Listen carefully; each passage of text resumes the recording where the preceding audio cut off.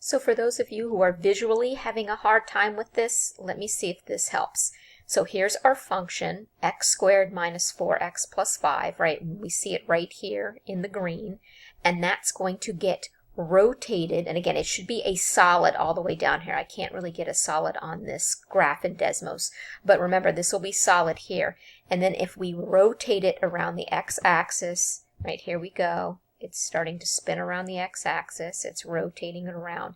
It will make a three-dimensional shape. Again, remember, this is a solid shape that it's creating.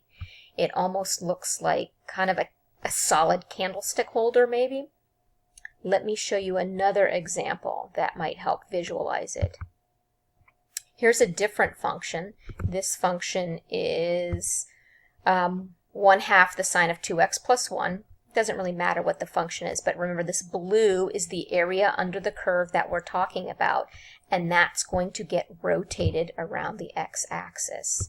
So let me now rotate it visually. So here we go. We're starting to go, right, as you see, it's rotating, right? That's a solid, thick shape that it's creating, and there's its full rotation, and this almost looks kind of like a vase that is filled in. Again, it's a solid object, but there you can see it, right, as it kind of rotates around the x-axis. It's creating that three-dimensional shape. So that's what you want to keep in mind when you're thinking about these rotations around the x-axis.